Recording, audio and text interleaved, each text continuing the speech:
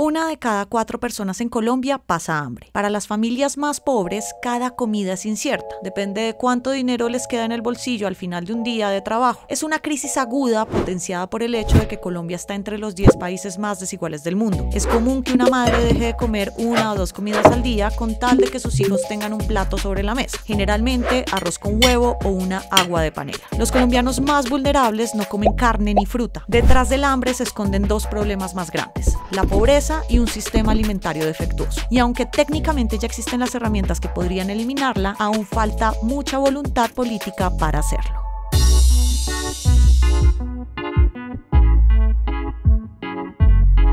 Casi 17 millones de colombianos viven bajo la línea de la pobreza según el DANE. Eso es 1 de cada 3.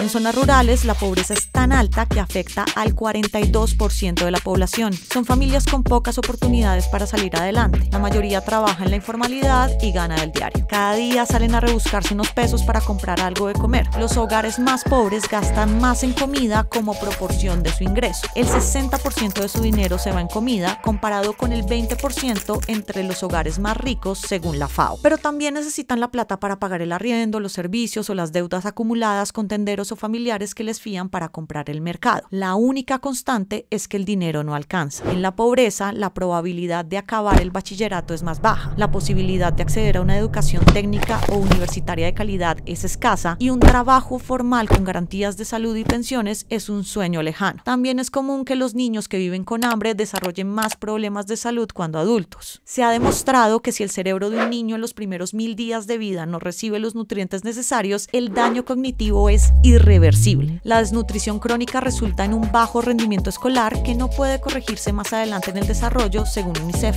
En medio de todo, medir el hambre es difícil. Hay demasiados factores involucrados. Desde hace un par de años, el DANE empezó a utilizar la escala de experiencia de inseguridad alimentaria, que se basa en 8 preguntas sobre el consumo de alimentos en un año. Los resultados del 2023 muestran que el 40% de los colombianos se preocupó por no tener suficientes alimentos y el 20% tuvo que saltar una comida al día, por nombrar algunos.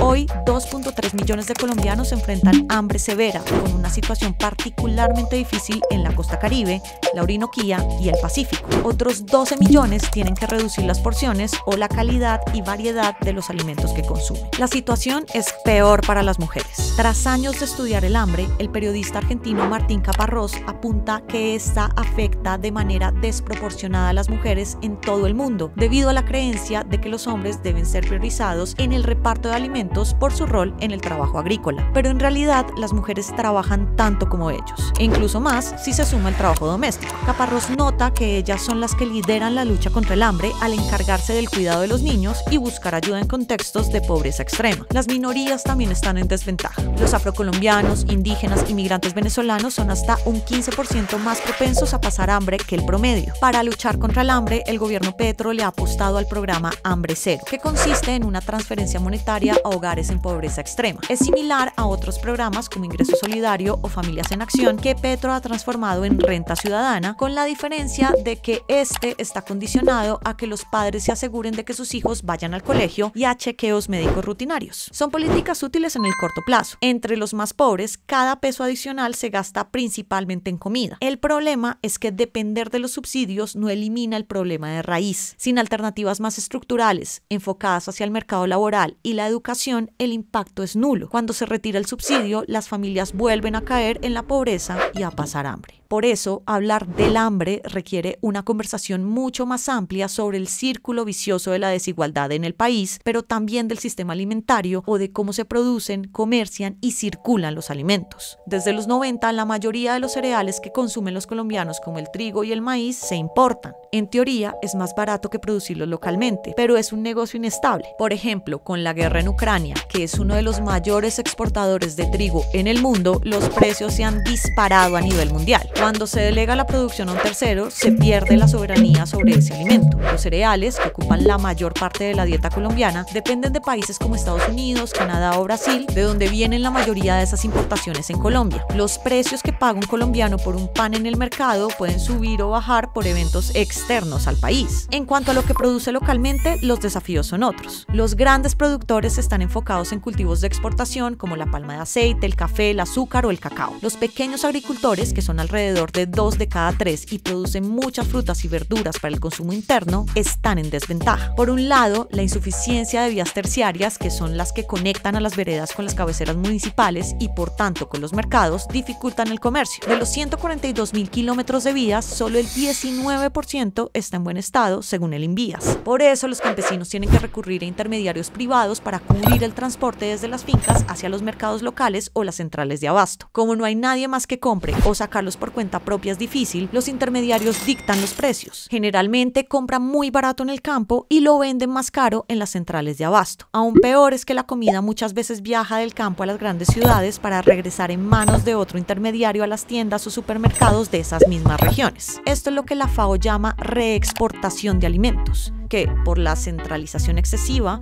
el arroz que se cultiva en Villavicencio salga de allí para venderse más caro en Corabastos en Bogotá y regrese una semana después para ser comprado en un supermercado de Villavicencio. Mucha comida se pierde en ese tránsito, pero también en el campo. El 33% de todos los alimentos que se producen en el país se pierden o se desperdician según el DNP. En algunos casos, por factores externos como un paro camionero, el cierre de una vía o una sequía o inundación. En otros, porque el sistema mismo funciona mal. Todo esto tiene que ver con el hambre por al menos 3 razones. Los campesinos son cada vez más pobres. Los precios de los alimentos son más caros de los que podrían ser si el sistema fuera más eficiente, y 1 de cada 3 comidas se pierde en un país en donde 1/4 de la población pasa hambre. Los bancos de alimentos han tratado de llenar este vacío. Rescatan y reparten entre los más vulnerables las comidas que están a punto de perderse o excedentes que no se venderían en los mercados. Entre los 25 bancos que hoy operan en Colombia alimentan a más de 1 millón de personas. El problema es que atienden los síntomas y no las verdaderas causas del problema. A corto plazo, herramientas como las transferencias condicionadas son útiles, pero podrían ser complementadas con otras medidas como ampliar el programa de alimentación escolar. El PAE podría convertirse en una política